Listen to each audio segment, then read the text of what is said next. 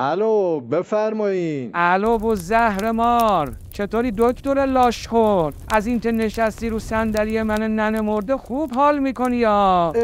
ابی جون تویی؟ ابی جون و مرز، چای نخورده پسر خاله شدی. ببینم نهار خوردی؟ جات خالی چلو کباب سلطانی توپ باز ما زدیم. کوفتت بشه. ببین زرشکی، وعده های من چی شد؟ وعده کدومه؟ من اصلا وعده ندادم. برنامه چی؟ چه برنامه ای؟ چه کشکی؟ گفتم من اصلا برنامه ندارم، همون راه رئیسی رو ادامه میدم. ای مارمولک، کدوم راه؟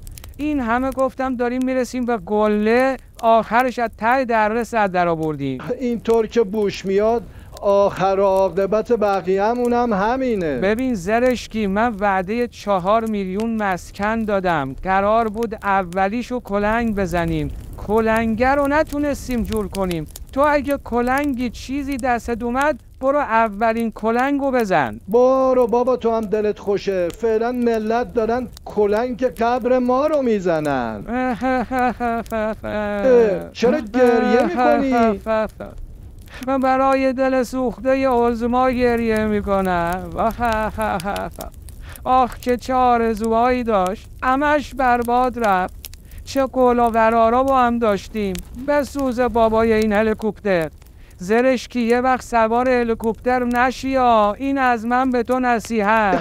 ابی یزید تو جهنمم دست از مشنگ بازیات بر نمیداری. مرز